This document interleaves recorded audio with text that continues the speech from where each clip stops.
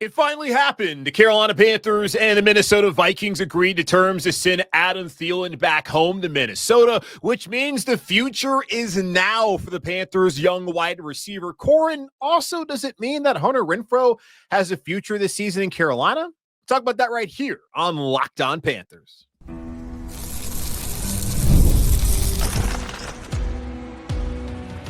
You are Locked On Panthers, your daily Carolina Panthers podcast.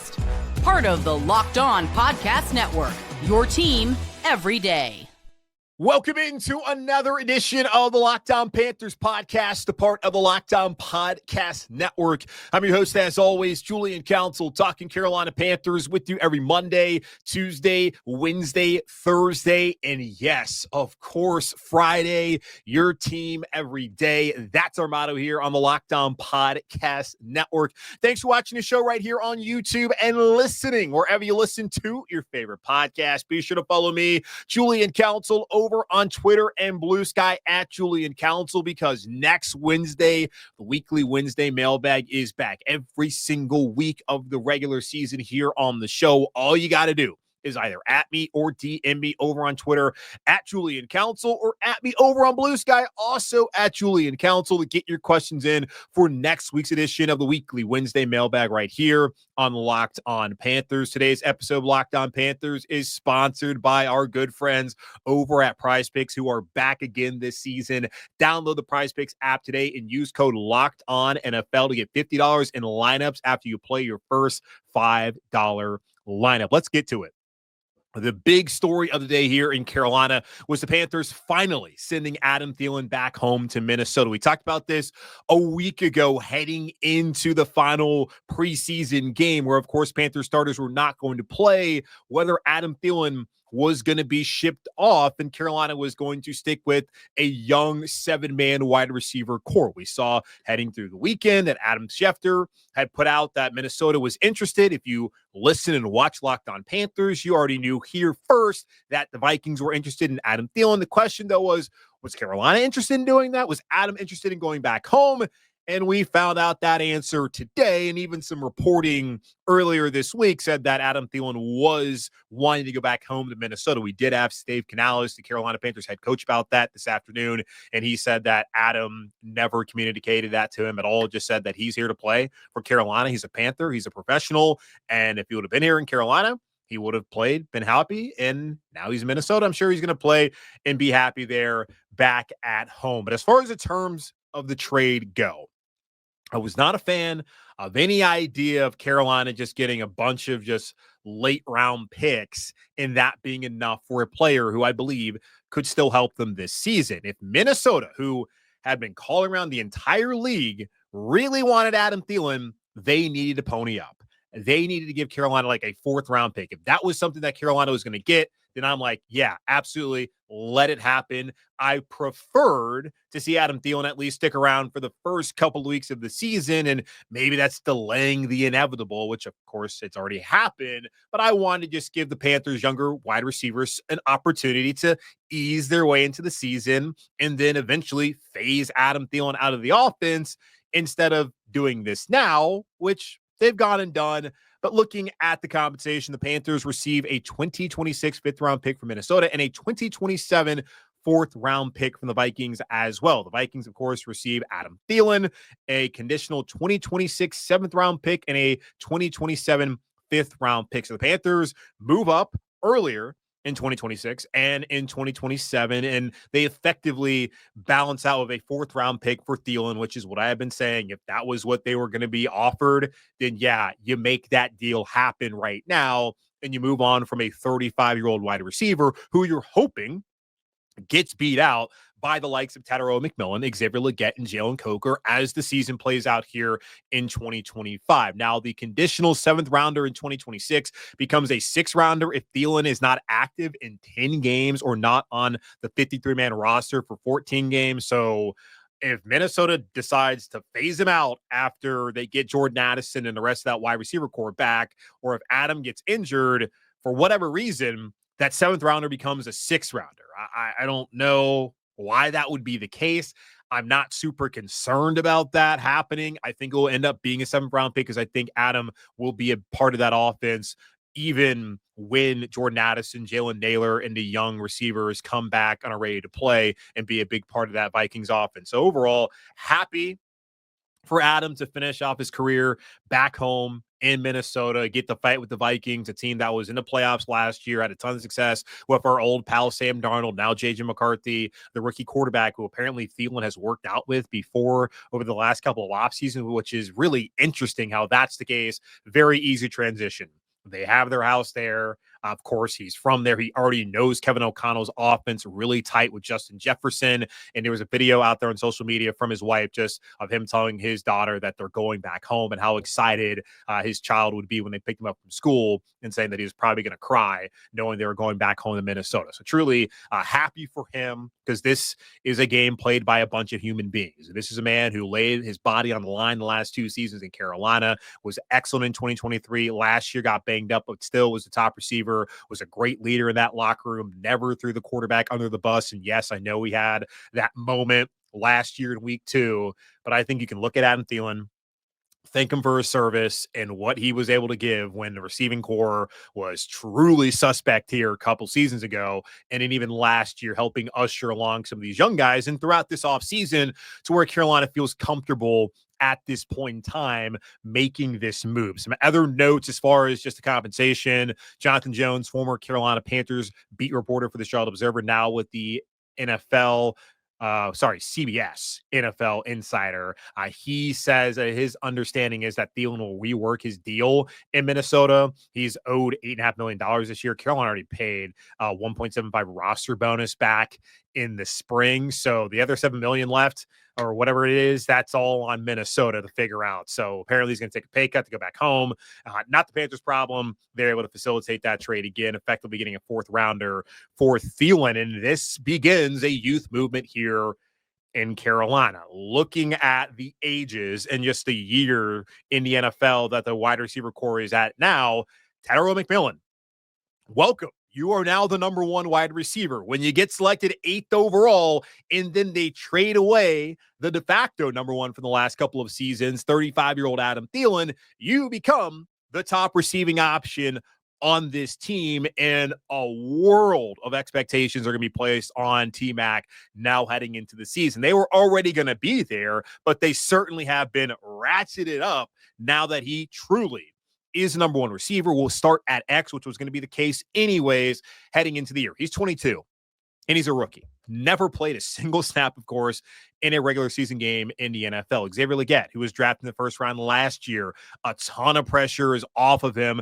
now that McMillan is a guy who was drafted higher than him, and I believe can be a true number 1, but there's still going to be pressure for him to get better and to have improved from last year. And we're going to have to wait until week 1 and the ensuing weeks after that to see how much improvement he has made. He is 24 and is in his 2nd year. Jalen Coker, great day if you're a cokehead, obviously, because your boy was the number 4 guy. He was, in a way, an afterthought going into camp, and not an afterthought. There was questions of how does he fit into what they have in Carolina, because you have Adam Thielen. You gave him more money to come back and be a piece of this offense. You drafted a guy 8th overall. Legette's already around, so he's not going to fall down the depth chart. You brought in Hunter Renfrow, and Hunter Renfrow was doing his thing early in camp, and we were all gassing him up.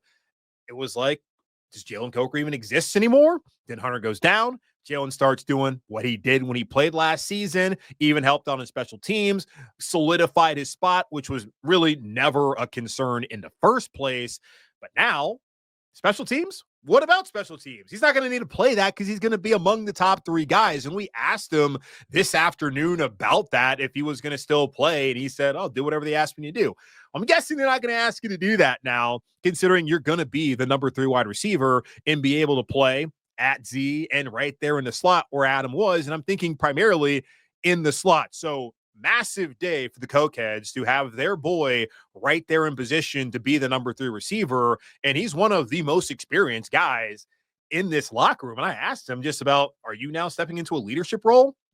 Considering that you and XL and then David Moore are like the most experienced guys here on the team. And he said it starts with all of them, that they have to play their role. So big day again, for the cokeheads out there, that Jalen Coker now steps into that role. And it's an important thing, too, where Dave Canales said he felt confident in what he had seen in guys like Jalen Coker and Xavier Legette. But I was thinking, especially Coker, that last year when Thielen was dealing with the hamstring and when they got rid of Deontay Johnson, that he could step in and he made some plays and he really impressed him in a way. Maybe, arguably, probably outplayed Xavier Legette last season, knowing what Legette was also dealing with. Excited to see what he's going to be able to do in his second year in Carolina. He's 23, his second season. Jimmy Horns Jr. is 22. He's a rookie. You got Bryson Tremaine, 25, one of the older guys in the room. It is his second year in the NFL after spending a couple weeks last year in Washington, or he's playing a couple weeks last year in Washington. David Moore is 30, the elder statesman, having played 7 years. And then they just went out there and added another receiver to replace Adam in a way off of waivers, and that's Dale Von Campbell. He is 23 and a rookie out of South Carolina. 3 of the 7 wide receivers have never played a snap in the NFL. And Bryson Tremaine, again, who played last year in Washington, has played 48 total snaps. So a lot of inexperience now in this room. And that's going to potentially add some pressure to Bryce Young, but I don't know how much that is really true, because he now, as a third-year guy, is kind of a vet on the offense, outside the offensive line, where every single one of those guys has been in the league for a while. Ickey Ekwonu, aside from that, he's entering to his 4th year. More on Ickey a little bit later on. But a young quarterback, young receiving core. We talked about this last week. The Packers did this a couple seasons ago. They went 9-8. Now, the team overall, I think a little bit better than what we're looking at Carolina, but we'll see. We'll see how it plays out. But they went 9-8 with a first-year starter and third-year quarterback in Jordan Love. And then when you look at some young guys in Christian Watson and Jaden Reed, they had those guys. Now Carolina has Tetairoa McMillan. They have Xavier Legette. They have Jalen Coker, Jimmy Horn Jr., and the rest of this young wide receiver core with that one vet, something that Minnesota didn't have, and even throw in Mitchell Evans, JT Sanders, I think is going to have a really nice leap this season coming up here in 2025. Young receiving core, talented, with a young, talented quarterback still out to prove who he is. So this is the opportunity for all these guys to show what they have here in Carolina, and for this offense to hopefully take that next step behind a very veteran, seasoned offensive line that I think will be even better than it was last year coming into this season. So the Panthers got an equivalent of a 4th-round pick for a 35-year-old wide receiver who was on the last year of his deal, and they saved $7 million while negotiating with a team that let him walk a couple years ago, cut him, really, and now they wanted to bring him back and had to give up what they gave up. So I think that's good business by Dan Morgan. Maybe some of you are upset about not getting more. I think that was a good deal for Carolina. And now the youth movement's here, and we'll see how T-Mac, XL, Coker, and the rest are able to handle all the expectations here in 2025 of Bryce Young heading into a crucial season as far as what his future long-term may be here in Carolina. Now, with Adam Thielen gone, what does that mean for Hunter Renfrow and his future with the Panthers? We'll talk about that here in just a moment on Locked On Panthers. This episode is brought to you by Prize Picks, the daily fantasy platform that lets you turn your football predictions into real rewards. Whether you're eyeing a big-name quarterback or breakout running backs, Prize Picks makes it easy to get in the game. Prize Picks is simple to play. Just pick more or less on 2 to 6 player stat projections. If you get your picks right, you could cash in and win up to 2,000 times your money. I've used Prize Picks for a few seasons now and love how simple it is. I can get a lineup in before my coffee finishes brewing. The flex play option is a total game changer. Even when one of your picks misses, you can still double your money. Prize Picks puts their members first, so all withdrawals are fast, safe, and secure. Download the Prize Picks app today and use code LOCKEDONNFL to get $50 in lineups after you play your first $5 lineup. That's code LOCKEDONNFL to get $50 in lineups after you play your first $5 play. Prize Picks, run your game. The Carolina Panthers and the rest of the NFL had until noon on a Wednesday afternoon to place in their waiver claims. Panthers sat 8th on the waiver priority, and they were able to successfully claim 2 players on a Wednesday afternoon, claiming former Broncos cornerback Damari Mathis and former Chargers wide receiver Dale Von Campbell. Starting off with Mathis, he has experience with Jerry Rivera, the Panthers defensive coordinator, and battled defensive coordinator heading into the final year of his deal here in Carolina. Mathis played in 16 games, starting 11 as a rookie back in 2022 under Avero, produced 65 tackles and 7 pass breakups. But since EJ came to Carolina, he's been phased out there in Denver. And I mean, the Broncos have a really good, obviously, cornerback room. Patrick Surtain, one of the best in the NFL, arguably the best in the NFL. Riley Moss also been really good for them. So tough to get out there on the field in Denver. And especially it's tough when the guy that was probably a part of you even being there in the first place and being on the field goes somewhere else and you don't follow him. That can lead you into a position where he only got to start 7 games and played 27 games over the last couple of years in Denver, and then was, of course, cut on Tuesday. But now here, a new lease on life for the Panthers. And I think this is a good move. I had talked about this when looking just at the play of Shamar Bartholomew and just the guys behind, not just J.C. Horn and Mike Jackson, but behind Corey Thornton. Really felt like they needed to add somebody, and also somebody who could potentially play in the slot to back up Shaw Smith-Wade. They were really missing that. It was a pretty glaring need for Carolina heading into roster cutdown, and really once the waiver wire was open, that they needed to try to address that with somebody who at least has played in the league. And it's a good thing too that someone who has played in this scheme was available for them, and they were able to get him because of their top 10 waiver wire priority. So now you have JC, got Mike Jag, got Shaw, Corey Thornton, who was impressive all throughout training camp in the preseason, and then you add in Damari Mathis. Those are your 5 corners, and I think Carolina is better today than they were throughout the last month or so with a guy like Shamar Bartholomew, who's back on the practice squad, which is, I think, a positive for him to stay around. They redshirted him basically last year after picking him off the waiver wire and allowed him to learn the scheme. He was impressive back in the spring, not so much over the last month or so. Still give him time to develop, and they talk about being a developmental organization. This is them putting into practice by allowing Bartholomew to stick around and be on the practice squad. So a good development there. Dale Von Campbell, already talked about him a couple of times here on the show, but he has also been picked up from Carolina, former Chargers wide receiver. He's an undrafted rookie from South Carolina. I know you're probably thinking to yourself, if you watched South Carolina football last year, the wide receiver play was among the worst in FBS, not just the Power 4 or the SEC, in FBS. For the first time since 1999, when South Carolina went 0-11 under Lou Holtz, they did not have a receiver with 400 yards receiving. The only guy who did that was Josh Simon, who's a tight end.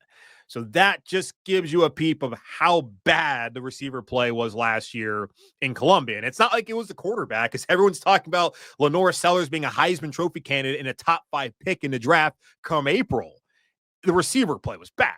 Hopefully it gets better, because I have a lot of Gamecock friends in my life, including the woman that I'm engaged to. So would love for them to be better this year and not have to deal with all of their nonsense. But it kind of blew my mind when I saw this. I was like, how is any of the South Carolina receivers from that team on an NFL roster, not practice squad, but like a roster period? Well, why is Dale Von Campbell here? Because special teams. Special teams, special teams, special teams. Something that clearly was important to Dave Canales and to this staff and organization for guys at that wide receiver position. So that he's not here to catch balls. He only caught a couple of passes last year. It was 12 receptions, 312 yards. Most of those were against Wofford, our old friends down there in Wofford. That's what he mainly did. Had a nice catch against LSU. If you want to look at his highlight reel, he started off his career at Illinois, played 3 years there, 2 years at Nevada, and then played a season at South Carolina. So 6 years of college football, just ridiculous. But he did actually show out in the preseason there in LA with the Chargers, caught 7 passes for 135 yards. And I'm not here to slander the man. He's here to play as a gunner. And that was something that Carolina clearly was missing special teams wise. And they want to go out there and get, and they have done that. He's also 6'4", nice frame. So again, developmental program here in Carolina. they want to develop him. I'm thinking more special teams is what he's going to be doing here as long as he's here in Carolina. So congratulations to him. Unfortunately, that means that Jaden Crumedy, who made the team yesterday, is no longer the team, at least for now. He could be back on the practice squad. I'll have to find more about that on Thursday if he clears waivers, which I would guess is likely to happen considering he barely played last year, former 6th-round pick, and didn't do a ton this year in the preseason to make me think anyone would claim him, but I could be wrong. Certainly have been wrong plenty of times. Lord knows that. So, yeah, that's where we're at as far as that goes. Now, Delvon Campbell is here, but Hunter Renfrow's not.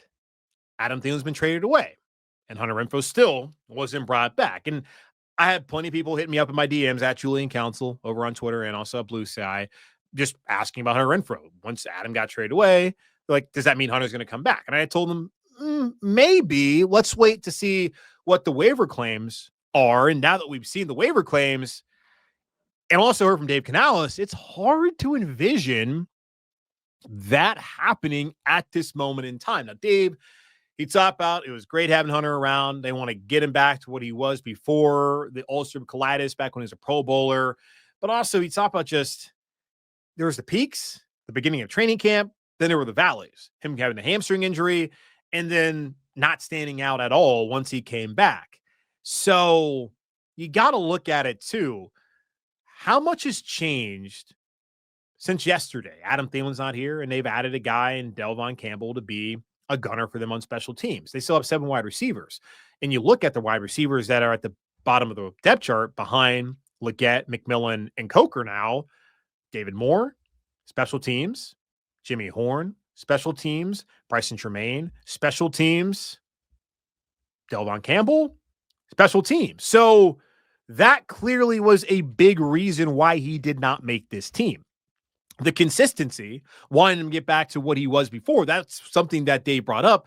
But it's very obvious that when you keep 7 receivers and really 3 of them are going to be a big part of the offense, the other 4, or at least the last 3, have to be able to make an impact on special teams. And it wasn't like Hunter was a part of kick coverage team or punt coverage, any of that. And he wasn't out there in the games returning kickoffs or punts. And I don't think that all of a sudden, if he came back to Carolina, he's taking over that role from Trevor Etienne or from Jimmy Horn Jr. or David Moore or from Rico Dowdle. So that makes it difficult to see. And when they didn't have a 7th receiver during that 2 hours of Adam Thielen being a Viking and leaving Carolina, I thought there was a possibility, while also wondering how much has changed because they chose Jimmy Horn. They chose David Moore, who they knew they could sign back whenever. They chose him over Hunter. So what had really changed at that point in time from yesterday to today, once Thielen left, that would all of a sudden magically reverse how they felt about Hunter Renfrow? And Dave Canales has talked about, they've talked to Hunter. They're having open communication. He's talking to his agent about what he wants to do next, and that they have talked about certain scenarios and how he can come back to Carolina, whether it be on the practice squad or on the active roster. Right now, I'm just not seeing that opportunity. Not to say it couldn't happen later on. I'm having a hard time seeing it because he's not coming in playing over McMillan. He's not coming in and playing over Legette. He's not coming in and playing over Jalen Coker. And could he be the 4th guy? Sure. But then that's one less guy. And whether it be Jimmy Horn or David Moore or Bryson Tremaine or Delvon Campbell, who's out there helping you out on special teams, which is apparently something that it does not appear that Hunter Renfrow would be playing. It's a great story. Seems like a guy who went through a lot, obviously. I appreciated him being candid about that. I was rooting for him to make the team and for it to work out in his favor. But right now, I just don't see how he fits into the picture in Carolina. And yeah, it sucks. I know to hear. That just feels like reality at this point in time. And maybe this too. Maybe the Carolina Panthers just hate Clemson. Maybe that's what it is. Maybe it's as simple as that. They just hate Clemson players because they just brought in another Gamecock today instead of Hunter Renfrow. So maybe that's what it is. I'm joking, but also it's like maybe there's something to it at this point in time. So yeah, Hunter Renfrow not around, and hard to see him coming back anytime soon based off of just where we're at with this roster in Carolina. Could change, but right now he's clearly the odd man out. Injury updates. Dave Canales gave us some of those, including one that will have the Panthers really questioning what they have on the offensive line heading into week 1. We'll talk about that here in just a moment on Locked On Panthers. We have an important request. Locked On wants to hear from you. We've put together a survey to learn more about our listeners and make your favorite podcast even better. This is your chance to tell us what you like, what you don't, and answer questions about our advertising. Go to lockedonpodcast.com/survey to get started. Everyone who completes a survey will be entered for a chance to win one of 10 $100 Amazon gift cards. Again, that's lockedonpodcast.com/survey. You can also find the link in the show notes. Thanks for helping us out.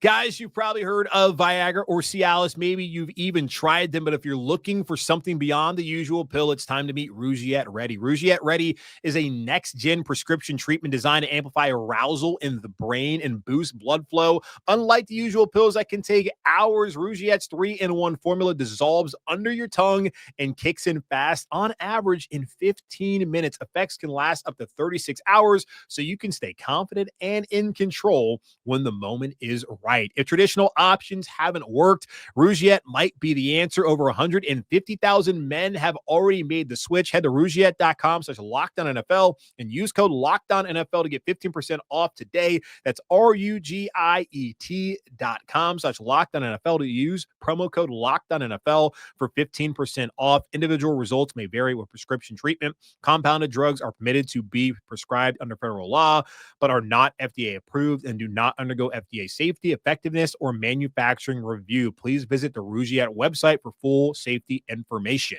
The NFL season is almost here, and FanDuel is making sure you're ready for kickoff with a can't-miss offer. Right now, new customers can bet just $5, and if your bet wins, you'll get $300 in bonus bets to use across the app. I love using FanDuel because it fits however you like to bet. Player props, building a same-game parlay, or even jumping in live as the action unfolds. It makes every game more exciting, whether you're watching your team or just keeping an eye on your fantasy lineup. It's quick, easy, and the best way to add a little more energy to your Sundays. So, are you ready to play? Download the FanDuel app now by visiting FanDuel.com to get started. That's FanDuel.com to place your first $5 bet. Dave Canales gave us a couple of injury updates as the Panthers' initial 53-man roster came into focus yesterday, making a couple of moves today as Adam Thielen is headed back home to Minnesota, and they have welcomed Damari Mathis and Dale Von Campbell to the team and parting ways with Jaden Crumedy. And we'll wait and see whether Crumedy comes back, and we'll also wait and see whether there's a future this season for Hunter Renfrow in Carolina, whether that is on the practice squad or on the active roster at some point in time. Feels very difficult right now to see him on the active roster without any sort of injuries or just massive changes like that. Maybe there's a role in the practice squad, but we'll see whether that's something he's interested in and if there's possibly other opportunities for him around the league. But it's some updates injury-wise that Dave Canales gave us here on Wednesday afternoon. Nick Scorton, who suffered a collapsed lung 2 weeks ago in Houston ahead of their second preseason game and during joint practice, he has been cleared and he is good to go. So was out there playing on practice on Wednesday. Media only gets about 15 minutes to observe. I did not make it out there for that. I had a NASCAR playoff media days at the convention center prior to that, but came out there for the press conferences afterwards. But he good to go. So next week, we'll see if he's on the injury report at all. But it appears that he is on track to be able to start, or not start, but play week 1 down there in Jacksonville. Tommy Tremble also has been cleared, took another step closer to being ready. Just the physicality, getting his sea legs under him and knowing that they can be able to rely on him, because obviously playing tight end, pretty physical position to play at all points in time for the most part. So making sure he's good to go. They still, of course, have JT Sanders, who's listed ahead of Tommy Tremble on the depth chart, by the way. Mitchell Evans, the rookie from Notre Dame, and then James Mitchell. So a nice little foursome there at tight end that I think is in a much better spot potentially. Still to see it play out, but a much better spot potentially than they've been in, Lord knows, over the last couple of years. By the way, Ian Thomas made the team out there in Las Vegas. Thought that was an interesting thing to see. The survivor keeps on out there in the desert. Ickey Ekwonu, this was another big piece of news. You had the Thielen thing, and behind that, probably this. Ekwonu had an appendectomy apparently on Sunday, so he was not out at practice. He is currently listed as day-to-day going until game day. Now we still have 11 days until Toe meets Leather down there in Duval. So we'll see. Dave said that sometime, and maybe you've had an appendectomy. I know that there's been people who have been able to bounce back pretty quickly from that, being back on their feet in a couple of days. He has a good amount of time to be ready to go week one, but some guys it's slower than others. So he's got great health care, of course, being an NFL player. We'll see.